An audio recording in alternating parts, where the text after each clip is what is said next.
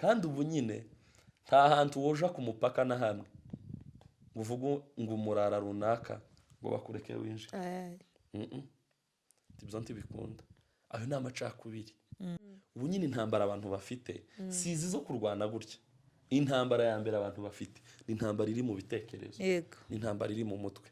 Icyo nshaka kuvuga ni iki: abantu benshi bari mu ntambara zikomeye ku buryo umuntu abana n'umugabo cyangwa abana n'umugore afite umugabo wo mu bitekerezo utandukanye n'umugabo wo mu buzima busanzwe.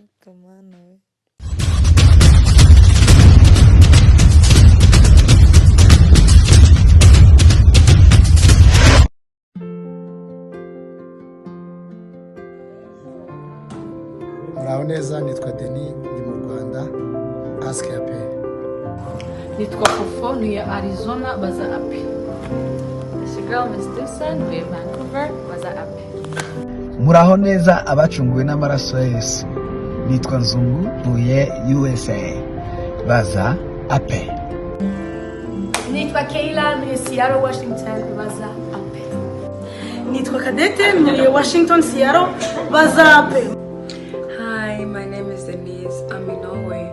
Ask Ape. Thank you. Shalom, shalom, people of God. My name is Trezor Nguweneza. I stay in Kigali, Rwanda. Ask Ape. Nitwa Esther, ntuye muri Seattle, baza Ape. Nitwa Lionel, ntuye Portland, Oregon, baza Ape. Nitwa Kirenga, ntuye Edmonton, baza Ape. Hi friends and family, my name is Anita Deborah. I'm from the United States. Ask Ape. Shalom, ni Eric. Ask Ape. Hello, nitwa Nkunda Trésor. Ask Ape. Salut, je m'appelle Bijou. Demandez Ape. Je réponds au nom de Joyeuse. Je suis à Kigali. Ask Ape. Nitwa Freddy, tuye Kigali. Baza Ape. Amazina ni Ami Prince, baza Ape.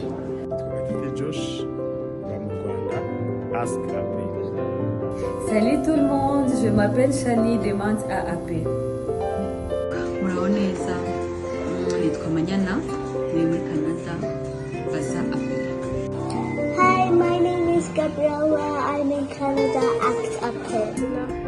Nitwa Espe, ntuye Maine, baza Ape.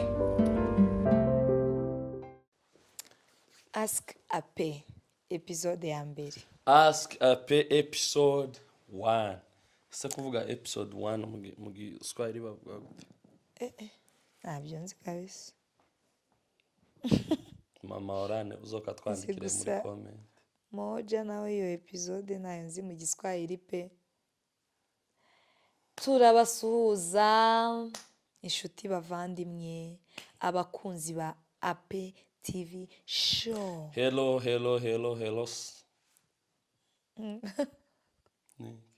Turabasuje mwese, tunawapenda sana, tunawakunda cyane. Tunawakaribu sana. Tunawakaribisha sana. Tunawakaribisha sana. Mambo poa. Muko poa nyinyi wote.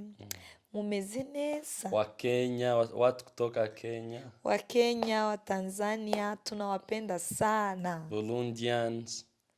We love you so much. Rwandans. Turabakunda cyane. Canadians. Nous vous aimons trop. Americans. Australians. Abantu muri Belgium. Abo mu Bushinwa. Nabo muri Abahinde. Ngomba kubanza kubyina mbere yo kubasuhuza. Banzuke tubasuhuza ngo. Dusuhuza abantu batatu dutangira ikiganiro. Remember it's Ape, Ask Ape episode 1. Suhuza abantu batatu sheri.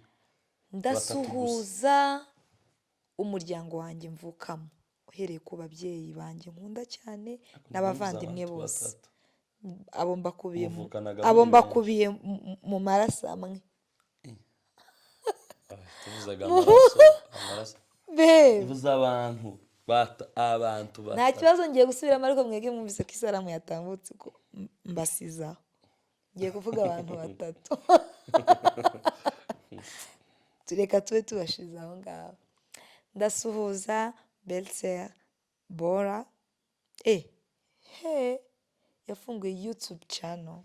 Mugende muje kuri Bora TV show. Ewane umva niyo YouTube channel yaje itwika muri Australia. Ndamusuhuje cyane. Undi Australia irangwa n'ibintu bitatu. Irangwa na YouTube channel yitwa Bora TV k'ikinyaburanga gikomeye. Ica kabiri karangwa na Papa A-Boy, nawe ndamusuhuje, simuzi mu by'ukuri ariko ndamukunda tu. Papa A-Boy agira YouTube channel nyine yitwa Papa A-Boy. None ko njye bavuga ngo Papa A-Boy. Okay, ubwo ni Papa A-Boy, njye ni Papa A-Boy. So turabasuhuje abantu bo muri Australia. Turasuhuza undi muntu wa kabiri, ndasuhuza Bucura. Abucuraga ni benshi. Bucura, Kirenga, Soleil. Ndasuhuza asigaye umwe wangerageje cyane. Urebe abantu nziranye nabo muri isi. Asigaye umwe.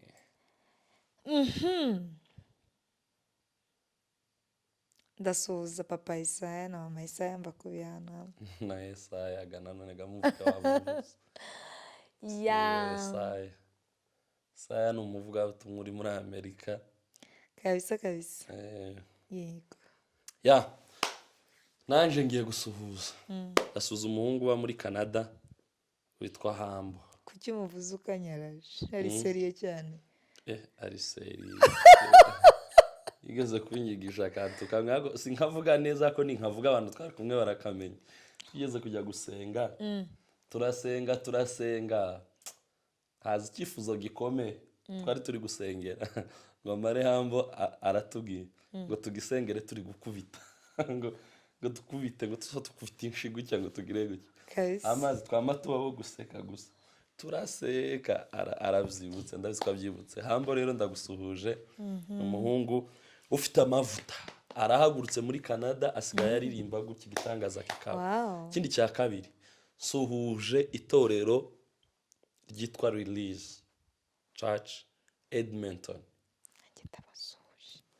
Turabakunda cyane. Itorero rya ubundi umuntu wese ugiye muri Canada ugomba byibuze umuntu wese nawe niba waraye wabonye visa cyangwa ufite mwene wanyu uri muri processes niba ari processes cyangwa ufite visa cyangwa ufite kujya kwigayo cyangwa ufite iki, dore ibintu bitatu ugomba kugenda uzi. Icambere ugomba kubuza itorero ryitwa Release Church riba muri Edmonton. Ndarizi kandi ntaragerayo. Turizi. Ndarizi itorero ryiza cyane. Release nandi matorero ni meza. N'abatuye hano mujye mukurikirana live. Nandi matorero ni meza pe. Ni meza rwose n'abantu ntibatwumve nabi. Ariko iryo ngiryo by'umwihariko kuri twebwe ni ryiza. Ibyo nabyo bifite icyo bimaze. Tubisizaho uwumvishije yumvishije. Niba uri kugenda iriya ugende no kuri YouTube usacinge ngo Release Edmonton. Iryo ni itorero rizima turaribararikiye. Uzonagenda urisure si ngombwa ngo wirubura, uzosure gusa numara wikomereze. Abo bantu ndabasuhuje pe. Ubu uri munyamuryango wese wa Release ku isi hose. By the way bagira amatorero menshi. Umuntu wese uzi kuri muri Release ndagusuhuje. Cyo ni kimwe cya kabiri. Undi ubwo Release ubikoze kubera ko wewe wasuje nawe. Ko nanjye famille nayishize hari. Release twishize hari. Tugiye ku bantu. Abantu deja wasuje Hambo. Nasuje Hambo. Wa kabiri nsuhuza. Ndasuhuza umuntu bita Kagurumoye. Uramuzi? Niko irindi zina. Yitwa Merci. Yitwa Evangeliste Merci Kagurumoye. Ni umukozi w'Imana ukorera Imana cyane. Nawe ndamusuhuje. Turamuramukije cyane. Papa ndagusuhuje cyane. Numugabo ugira imirimo myiza. Umuntu wa nyuma nsuhuza ni wowe turi kumwe mu kiganiro. Ndagusuhuje cyane. Yambu cyane. Mwari mukomeye. Namahoro. Turaho cyane. Turakomeye n'ukuri. twagiye rero tugiye kwinjira muri ape ako kari akanyuzemo kugira ngo tubakire munywa amazi mwiyegeranye wegeranye abana we waza woza ibyombo ubirangize numaraga wicare tube focus. Remember ko uyu muntu tugiye kuvuga akeneye inama yawe. Yego. Uyu muntu tugiye kuvuga kino kibazo yagize akeneye inama yawe. Yego. Nta kindi bisaba. Ntakeneye amafaranga. Akeneye kuja kuri YouTube channel yacu kuri iki kiganiro ukandika comment ugikurikirana kirangire numara wandike comment urabumugiriye neza. So hari umuntu rero watwandikiye muri Ask Ape kubera ko yari yabonye kira kiganiro. I think tago byari imbere yuko kino Ask Ape iza. Numwe mu bantu batumye dushiramo Ask Ape. Hari message yatwandikiye sindi buyerekana ariko madame we ari kuyibona ni ndende cyane nawe mwebwe simberekana si turi buvuga hari nta nubwo nawe turi bumuvuge ahubwo tugiye kuvuga ibyo yatwandikiye tugiye kubisoma hanyuma tumugira inama nawe uje muri comment uvuga inama yawe ndabizi neza ko azabisoma byose cyane. Yes, yaratwandikiye muraho neza brother, amazina yanjye arayavuga avuga ko ari umama arabivuga. Ikibazo rero uko yakivuze nifuza kubabaza ikibazo no kubagisha inama. Mfite umushuti wanje w'umukobwa yakundanye n'umuhungu biba ngombwa ko babigeza ku babyeyi. Utegere umukobwa aragenda arabivuga iwabo. Bibi bibazo biteza intambara nyinshi cyane. Mbese ngo ntibashaka uwo muhungu kubera ko afite umurara utari mwiza bimwe byacu nyine namwe murabyumva. Namwe murabyumvisha cyane ko turumva. Ariko hakaba ikindi kibazo cyuko umuhungu papa we na mama we bashakanye bavukana. Bashakanye bavukana ntiyavuze niba baravukana neza direct cyangwa bizabindi wenda ababyara cyangwa gusa nyine bashakanye bavukana. Ubwo turabishira muri parenthèse. Yes. Ariko nabo ntabwo yari amakosa yabo ni birebire ntiyabivuga. None umukobwa yanze kureka umuhungu mbese baratandukana ejo bakongera bagasubirana. Nuko none umukobwa yabuze ico gukora kandi umuhungu yamubwiye ko iwe atobombora. Uri kumva sheri? Yamubwiye ko iwe atobombora kandi atabasha kumureka. Bagiranye imyaka 3 bikimeze gutyo. None uwo muntu ufite iyo ntambara wamugiriye ihe nama gusa afite bamwe mu bamushigikiye mu bavandimwe biwe basaza be baramushigikiye ariko ikibazo ni ababyeyi. Numvise muzi kugira inama mu buryo bwose rero murakoze hagati aho ndabakunda cyane. Niyo message yaduhaye kabisa. Dufunge bibiri birakomeye ayaye gusa turamusuhuje umuvandimwe ufite umushuti akaba amugirira n'uwo mutwaro kandi thank you kuba tugira icyo cyizere natwe turagukunze cyane. Yes. Twinjire mu nama rero. Njyewe reka mvuga uko njyewe ndi uwo mukobwa kandi niba nawe ari budukurikirana uwo mukobwa yumve ko nicaye neza muri situation ye. Nishize mu mwanya we ndi umukobwa ngiye gukora ubukwe bigenze kuriyo. Twifuje kubakana n'umufiance wanjye bigenze kuriyo. Icyambere nabanza nakwibaza ati si uyu muhungu ndamukunda bihagije kuko urumva ni intambara. Ni ukuvuga ngo ushobora gukora ubukwe ababyeyi batabishaka ni ukwirinda ko utazavuga ati barambwiye. Ikintu cya mbere ku bantu babiri bagiye kubana ariyo nama ya mbere. Ikintu cya mbere ku bantu babiri bagiye kubana ni mwebwe mwembi mugiye kubana urukundo rukonta ni urwanyu mwembi. Nimwishuka ngo murakundana mudakundana ni mwembi. Niba mukundana mukaba mugiye gutuma mutabana kandi mukundana ni mwembi. Nimubabara ni mwembi, ingaruka ni mwembi, ibyiza ni mwembi. Sinshize ababyeyi ku ruhande, ababyeyi bataza kunyumva nabi.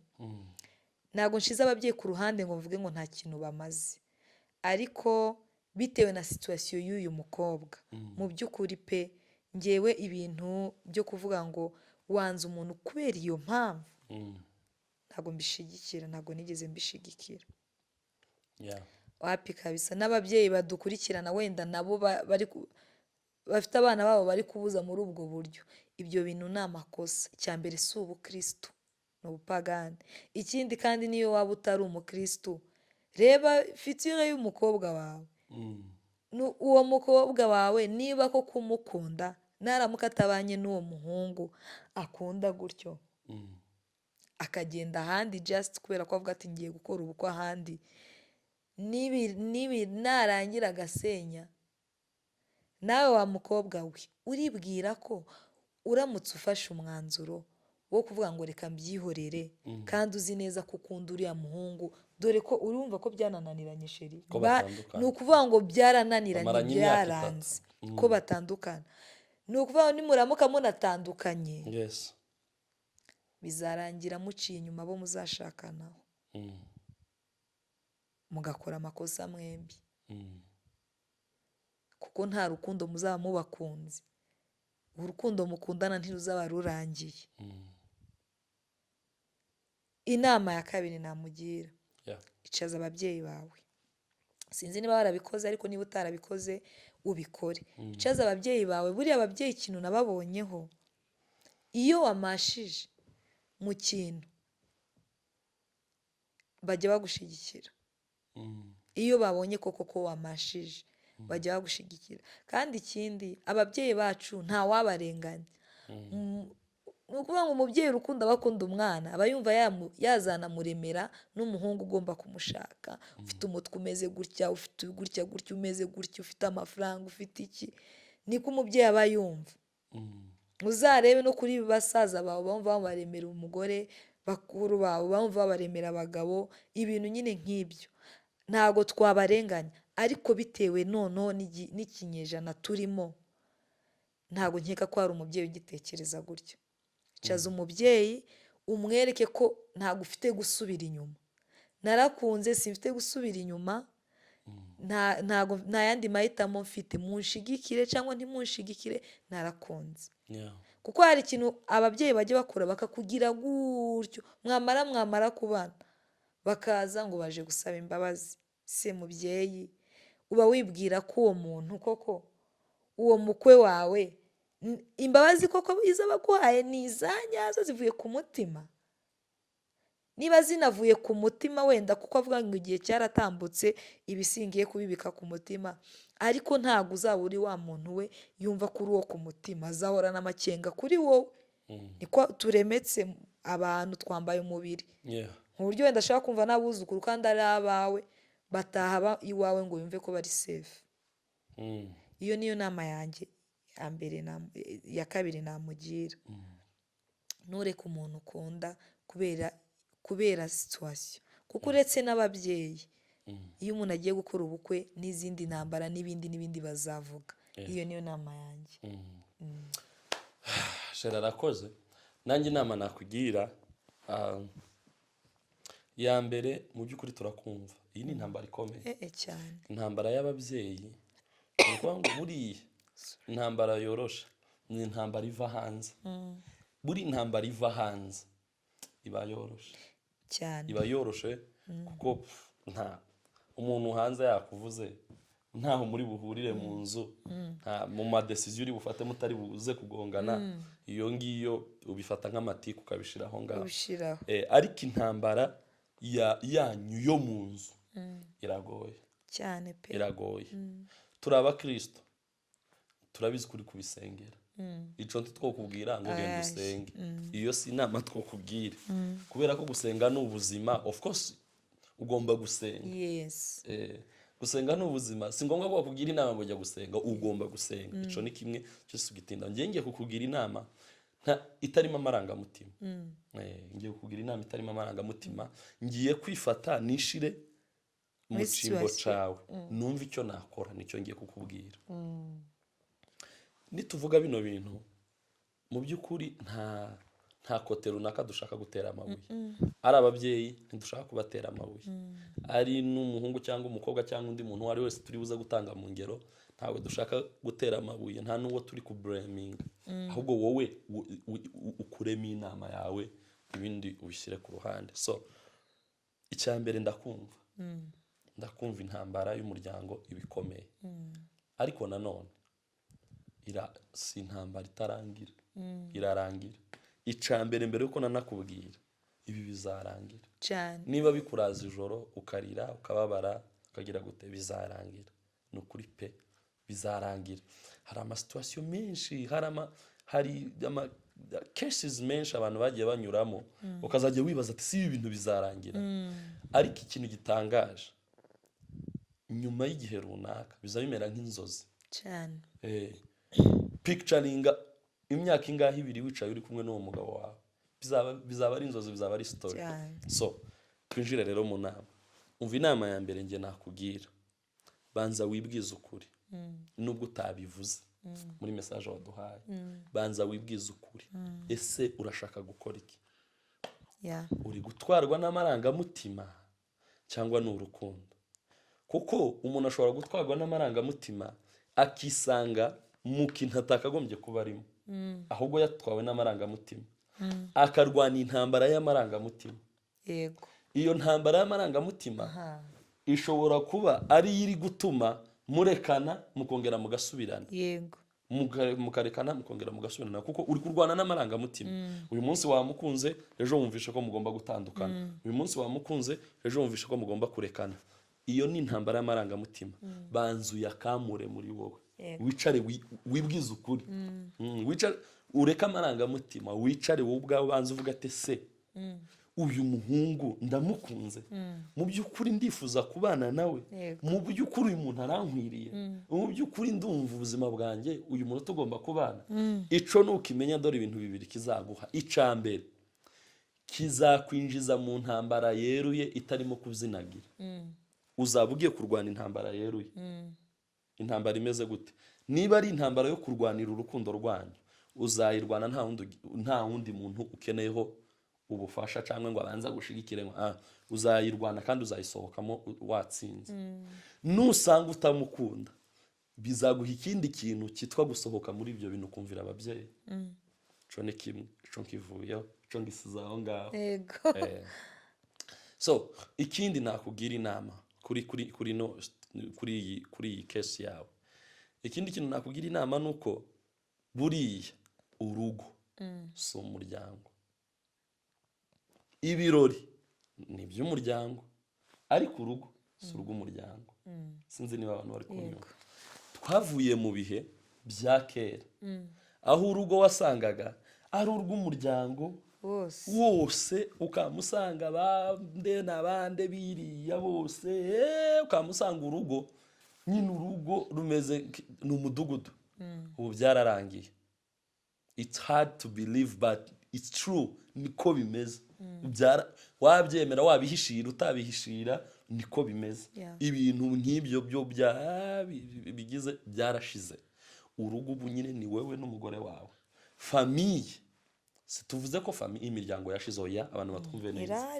imiryango irahari irafasha dufite abavandimwe abo twaza dusuza ni abavandimwe bacu kandi turabakunda abo bose mwumvishe twasuhuje ni abavandimwe bacu kandi turabakunda kandi hari byinshi badufasha ariko ntago batwinjirira muri decision nta muntu wanshimira uyu mugore nta muntu wigeze ushimira uyu mugore wanje tawe njye ubwanjye nafashe umwanzuro ndavuga ngo ni ukuri kw'Imana haza intambara itaza urugamba rwaza ari umukara cyangwa umweru rwaturuka mu nzu ya bugufi rwaturuka mu nzu ya kure rwaturuka mu nshuti rwaturuka ku nshuti magara umwanzuro nafashe sinzawuvaho nuko ubundi kubaka kwa mbere ni decision niko kubaka kwa mbere ibindi bigwa muri decision wafashe. Ibyo. Niba rero ushaka kubaka, va mu bintu by'imiryango, va mu bintu bya famiye, kuko nushaka umuntu udakunze kandi uyu nguyu yari ukunze uzamuca inyuma. Mu by'ukuri uyu muntu ugize ibyago noneho mugaturana waca inyuma umugabo wawe. Birashoboka cyane birashoboka. Waca inyuma umugabo wawe. Ni ukuvuga ngo uyu muntu umurebemo ikintu gikomeye mu buzima bwawe. Nusanga uri kwibesha ku marangamutima kubera ko mwamenyanye, kubera ko mwamaranye igihe, kubera ko mufitanye ibihe byiza mwagiranye, kubera ikintu runaka afite, kubera impano runaka afite, kubera izina afite, cyangwa whatever and whatever, ibyo bivemo ugende uganire n'umutima wawe. Umutima wawe uguha ukuri, numara kuguha ukuri uraguha inzira ugomba kunyuramo. Ico nkivuyeho kanje ku babyeyi kugira ngo mpe na mugenzi wanjye ijambo nyuma tuze gusoza. Ababyeyi rero, ababyeyi ni ingirakamaro mu buzima bw'abana. Ababyeyi hari ijisho bagira rimeze, bagira ijisho riza rihinguranya ibintu, rireba mu bihe, riza rireba gutya rigakubita gutya rikareba igihe cyane. Ababyeyi mugani wawe igihe kikaguha ikindi gihe, ikindi gihe kikaguha ikindi, ukagera mu bihe, ibihe bikaguha ibihe, ukagira ibihe, muri ibyo bihe bigasimburanwa n'ibindi bihe. turacari mu bihe. Ababyeyi bagira ijisho riza rihinguranya ibihe. Umubyeyi uza umuzanira umuntu, yamukubita ijisho gutya atamuzi, ari bwo bwa mbere akimubona, ukamubwira ati papa cyangwa se mama, uyu ni inshuti yanje ni runaka, ati inyama, atayiwe, akamafata icayi akamucumbira, akamwakira, akamwereka umuti, yasohoka gutya, akamaguhamagara ngo mwana wawe ngwino hano, uyu muntu umuveho, si mwiza, ukinangira umutima. Nyuma y'amezi angahe akamaguhemukira, nk'uko wewe uri kutureba ya nshuti yawe yaguhemukiye kandi bakuburiye. Tiwibuka umuntu waguhemukiye kandi bakuburiye. So ntabwo turi guseka, ariko nyine nanone birasekeje. So ababyeyi, uko turi ku babyeyi nibo twagiyeho, ababyeyi bagira ikintu baza bareba gutya, bagira ifishi ku bana babo, baza berekwa batasenze. Umubyeyi agapfa kuba ari ku mwana we, aza yerekwa atasenze cyane, aza kubwira ngo kino kintu kizogenda gutya, kikama kigenda gutya. Kera tukiri abana bakazatubesha ngo hari utunyoni tuba tugenda tubwira ababyeyi ukuri, ngo mbese ngo ahunyura, ngo akanyoni ngo kagatwara amakuru, ngo kakaza ngo kakabwira, niko iwacu bakazatubesha ngo akanyoni ngo kaza ngo kakabarega. Mu by'ukuri iciciro cyose wowe urimo ukeneye inama y'umubyeyi birenze. Waba ugiye gushaka ukeneye inama y'umubyeyi, waba ukiri umunyeshuri ukeneye inama y'umubyeyi, waba uri umupasiteri ukeneye inama y'umubyeyi, waba uri umuyobozi ukeneye inama y'umubyeyi. Kandi umubyeyi niba ari umugani, sinjya amenya gutandukanya ibintu by'umugani, igisakuzo n'ibiki byose biriya bavuga. Bajya bavuga ngo ni umugani, baca umugani mu kinyarwanda ngo nta gitugu kijya gikura ngo gisumbe ijosi. Yes. Impamvu narivuze ngo yaba ari umupasiteri akenewe inama y'umubyeyi. Umubyeyi si ngombwa ko ari n'uyu wakubyaye. Umupasiteri ashobora kugira umubyeyi we wo mu mwuka cyane, na still ni nayo mpamvu tubita ababyeyi bo mu mwuka. Kuri ikintu pasiteri yambwiye sinokirengaho ngo nkore ikindi, kuko ni umubyeyi wanje wo mu mwuka, nawe aba afite dadi wiwe wo mu mwuka, so nawe aramwumvira. Rero icyo dushaka kuvuga iki, ababyeyi bagira inararibonye pe, baza bareba kandi bakanariza. Kandi ikindi, umubyeyi aba ashaka ikintu ciza ku mwana wiwe pe. Ababyeyi bose ico kintu bagihuriyeho, aba ashaka ikintu ciza ku mwana wiwe. Ariko nanone tugarutse turacari kuri kesi ya wa mukobwa, turagarutse tuje kuri kesi y'uyu mukobwa. Mwababyeyi yemwe mwokagira imana n'amafaranga, isi turimo itandukanye n'iyanyu cyane. Ntimuza mwumva akantu baza bavuga ngo new generation. Abantu bazagira ngo new generation ngo ni abantu ngo bakiri ngo ngo ni ngo ni abantu bakiri batoya nk'abakiriyani cyangwa ngo abantu nk'aba runaka bafite imyaka mike, bafite imyaka runaka. Oya, new generation baba bavuga ni nyine harya generation mu Gifaransa ni generation.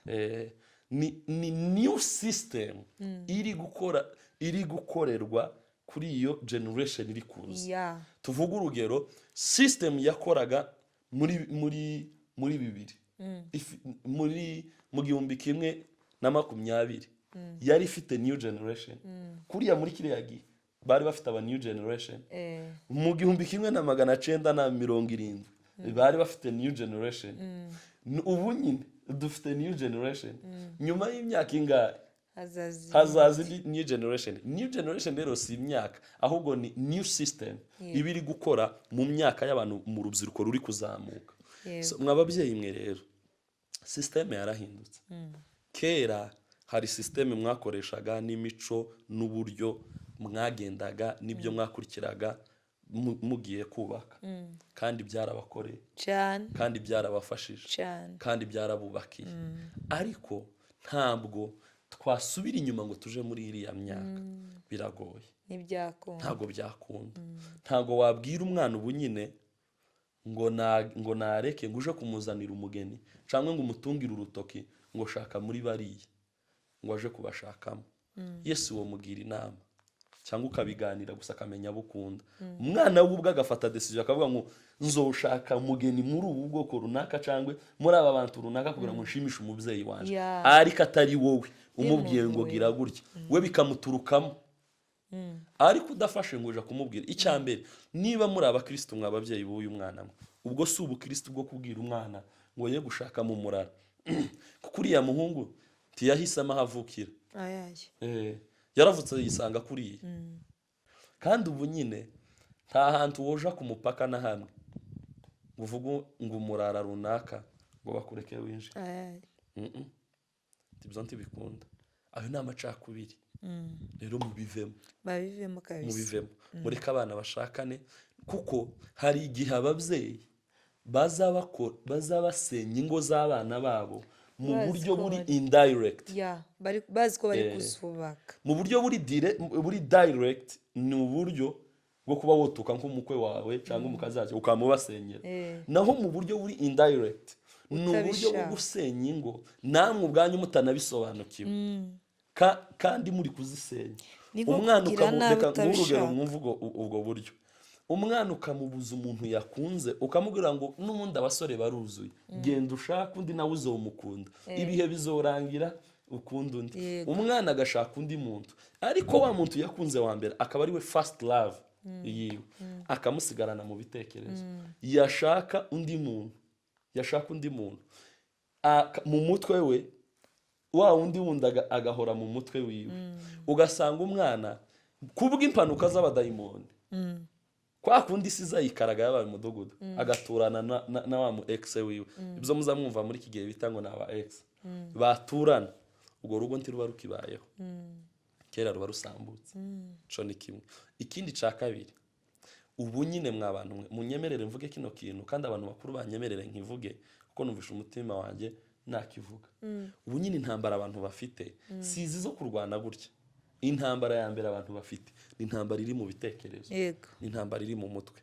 Icyo nshaka kuvuga ni iki: abantu benshi bari mu ntambara zikomeye ku buryo umuntu abana n'umugabo cyangwa abana n'umugore afite umugabo wo mu bitekerezo utandukanye n'umugabo wo mu buzima busanzwe. Sinzi niba muri kunyumva. Ugasanga umukobwa cyangwa umugabo cyangwa umumama yifitiye umugabo uyu nguyu ugaragara, ariko mu mutwe no mu bitekerezo agira undi mugabo uwo mbese yakifuje ko bazabana kubera impamvu runaka batigeze babana. Ico buriya gucitinga, guca umuntu inyuma, si ibi bya action bihera mu bitekerezo. Arabanza akamuca inyuma mu mutwe, yarangiza kumuca inyuma mu mutwe hagasigara action, nibyo akayikora. Rero ababyeyi hari igihe mwisanga ari cyo kintu muri kubiba mu ngo z'abana banyu, none abana banyu bakora action kandi ari mwebwe mwabanje kubashiramo ibyo bintu by'ibitekerezo mu mutwe, mwamara mukabatuka.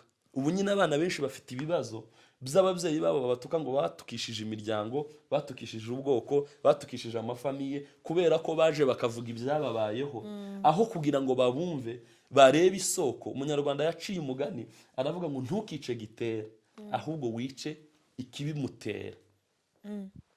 Ugasanga abo bana mubatutse ko basebeje imiryango bagize gute, mu by'ukuri cyabiteye ni imbuto mwabibye mu buzima bwabo no mu ngo zabo.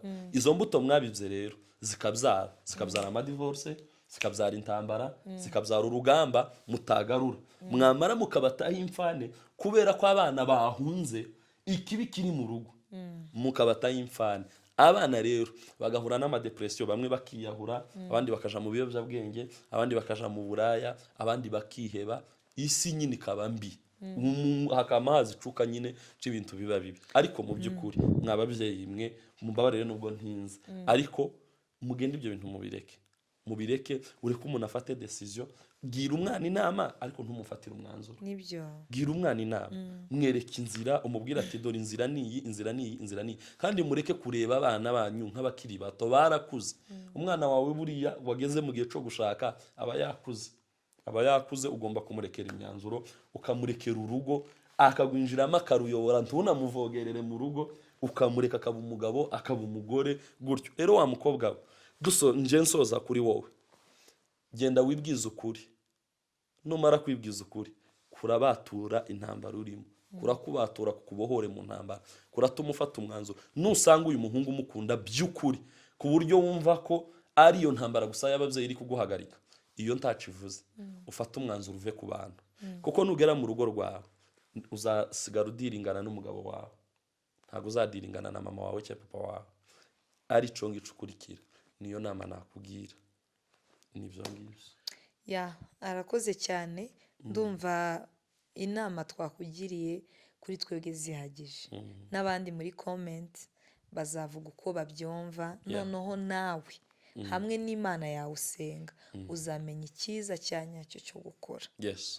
Uzirikane ko twakubwiye ngo ntitwirenga, ariko umuntu ajya kugira umuntu inama akamugira inama nyine atishize mu mwanya we. Twishize mu mwanya wawe, twishize mu mwanya wawe.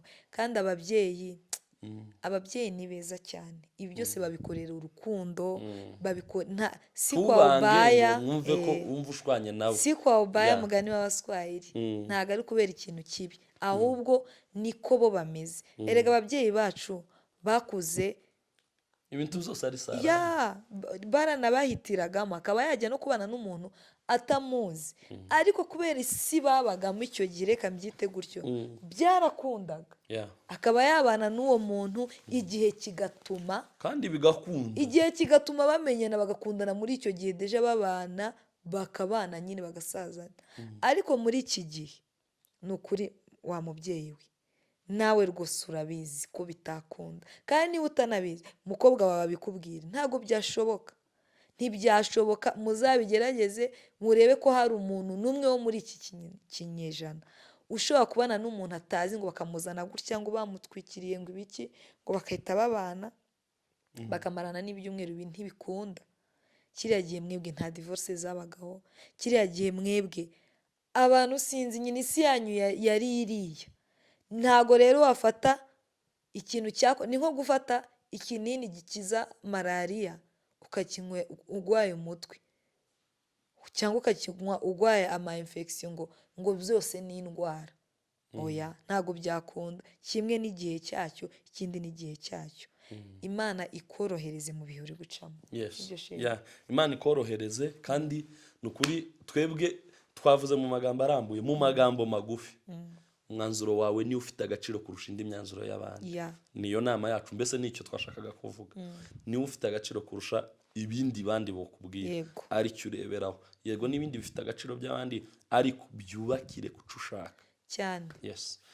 Naho ubutaha kuri episode ya kabiri ugende undi muntu, mwebwe muri kudukurikirana, nawe uri kureba kino kiganiro, hari ibyo waba uri kunyuramo bindi cyangwa ibindi bintu cyangwa n'ubuhamya, just jya kuri page ya Ape TV Show ya Instagram, utwandikire tuvugane, tuzakugira inama twebwe ubwacu nawe nawe hanyuma tuze kuzana iyo nkuru hano twakuyemo ibintu by'ubuzima bwawe buri prive amazina yawe ibiki hari uburyo tuzayigira inkuru neza ikigisha abantu nabo bakakugira inama aba bakunzi bacu.